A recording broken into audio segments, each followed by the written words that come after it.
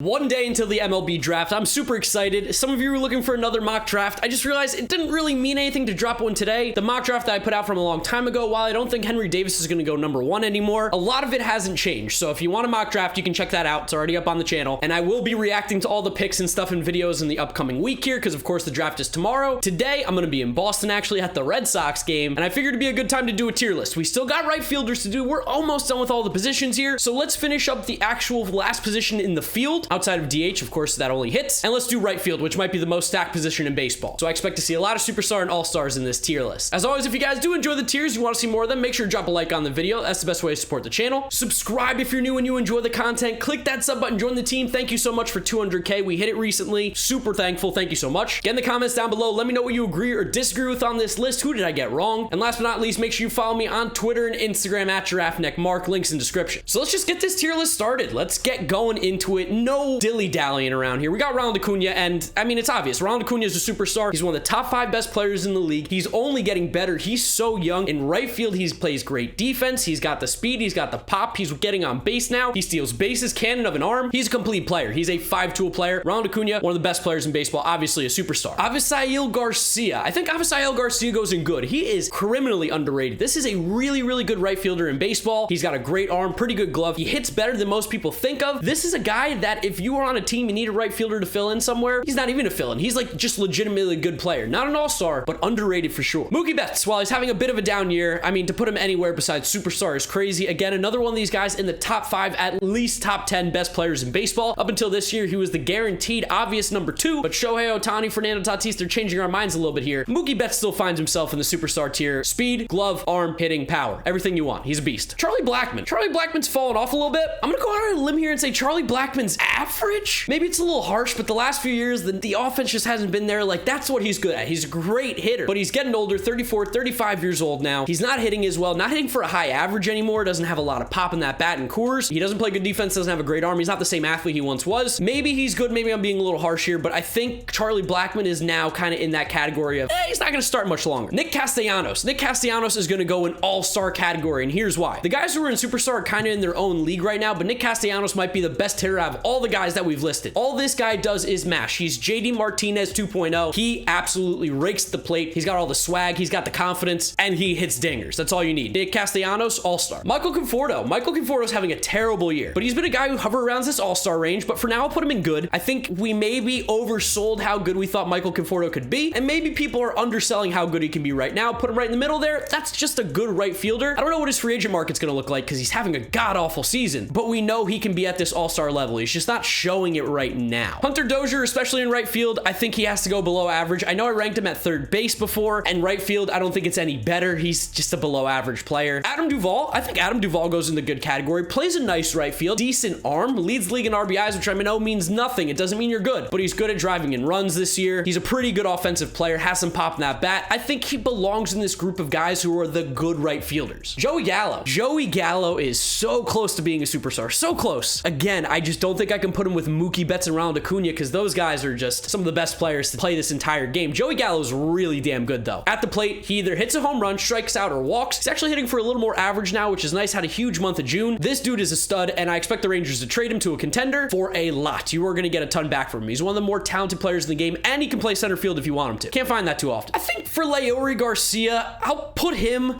right in the below average category. What his value is that he plays a variety of positions, but he doesn't really do anything particularly well. Doesn't hit for a high average, doesn't walk, doesn't hit for power, just can play everywhere and be serviceable. So he's below average because I think on a good team, he's not your like everyday guy. But right now, the White Sox going through some weird stuff with injuries. So Leury's getting the most play in right field because Adam Eaton got cut. Mitch Haniger. Mitch Haniger is super underrated. I want to put him in all-star, but I think good is where he goes right now. I don't think he's on the level of Castellanos and Gallo, but I do think he's right here with Conforto and Avisail Garcia and Adam Duvall. Maybe even towards the top of this, he has a chance to be a really, really good player. And maybe if he wasn't in Seattle, maybe he had a little more protection, you'd see the numbers get even better. But people forget about how good this guy was because he was out for like 2 straight years, but he's a stud. Bryce Harper. Bryce Harper goes in superstar. I don't care what you think. You're wrong. He's not overrated. Bryce Harper's so good. He has like a career OPS at 900. The last few years, around 900. He rakes. He has a cannon of an arm. Has been playing better defense at times in right field. I don't know why people think Bryce Harper isn't good and overrated. I know he got the $300 million contract, but it's not his fault that the Phillies stink. It's really not. He's doing everything he can. The Phillies just can't help him out in the slightest, so it makes you think he's not doing anything. But Harper is a superstar. On the field, off the field, altogether. Teoscar Hernandez. Teoscar. Editor's gonna love this one. Teoscar goes in the all-star category. He's with Gallo and Castellanos. This dude rakes. He's a great athlete. Out in the outfield, maybe more of a DH. Still to be seen. He's not a gold glover out there by any means, but he's a good athlete, so he makes up for it, and he mashes at the plate. This is a dude who hits for some pretty good average, gets on base, has pop in the bat, everything you want in a player. He's really, really good. Underrated. Jason Hayward. Jason Hayward's gonna go in below average. I wanted to put him in trash, but I can't. He is still very good defensively, like one of the best defensive right fielders in the game. You can't take that away from him. And while he did hit okay the last few years, he's just not a good hitter. He's just simply not. So for those reasons, he's below average. His contract makes it even worse. Josh Reddick. Josh Reddick is trash. Josh Reddick and his fedora wearing ass is just, he's not good. He's terrible. He only plays for the Arizona Diamondbacks because they just don't have many major league players on that roster. You've seen their record. They're not good. Josh Reddick's starting every day. He's not really helping. He's trash. Aaron Judge. Aaron Judge also goes in the superstar category. In right field, it's loaded. All-stars and superstars around, and Aaron Judge is one of them. He's been healthy this year, and what do you know? He's been a top 10 player in the league without a doubt. He has the potential to be top 5. He is that good. He's got the pop. He gets on base. He is one of the best right fielders in baseball defensively. Cannon of an arm. He just can't slide. Don't slide. He's got glass bones. As long as he's durable, he's one of the best players in baseball. And regardless of if he is durable or not, he's a superstar, no doubt. Justin Williams. I don't think this is fair, but I'm also going to put him in trash. Secondly, not even on the major league roster. I put Carlson in center for my tier list. It's going to be Bader, and Carlson's probably more in the corner now. Justin Williams just isn't that good. There's not a lot there right now. Not a really small sample too. Max Kepler. Max Kepler is essentially Charlie Blackman, except a little better, but I'm going to put him in average. Not very good defensively. At the plate, he's been about above average the last few years. He had that one killer season in 2019 that everyone remembers. Well, there was talk about him over Judge, which in retrospect, that's terrible. That's not even close. He's good. He's very good.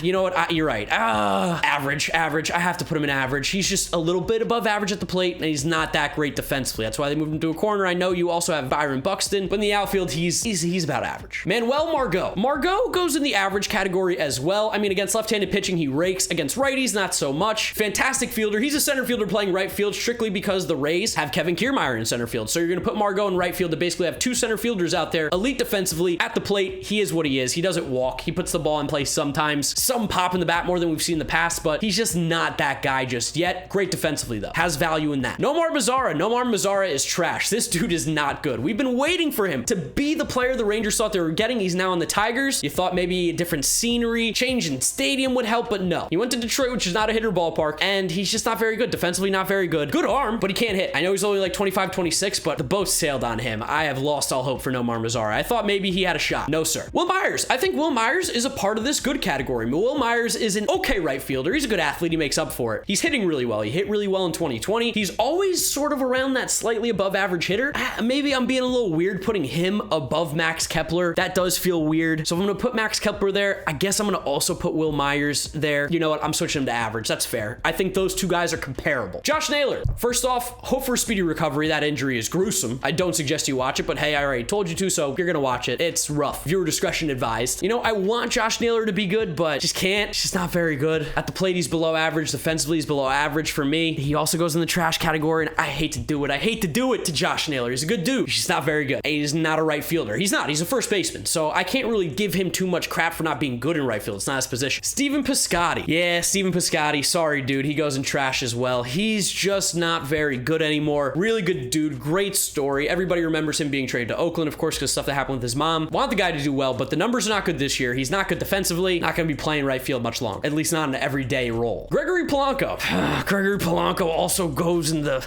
I don't know. He's trash. He's trash. I can't give him too much more time. He's been really, really bad for like 2 seasons now, 3 seasons. He's injury prone, doesn't play great defense in right field. He's just not very good. And it makes me now think that I want to put Josh Naylor in below average because these guys really are just kind of different. Hunter Renfrew. This is interesting. I'm going to put Hunter Renfrew in average. I think he's a pretty average right fielder. He is starting to play better for the Red Sox, but right now, I don't think he's better than Mitch Haniger, Avisal Garcia, or Michael Conforto or Duvall. He has been hitting really well. He's playing like an all-star guy right now.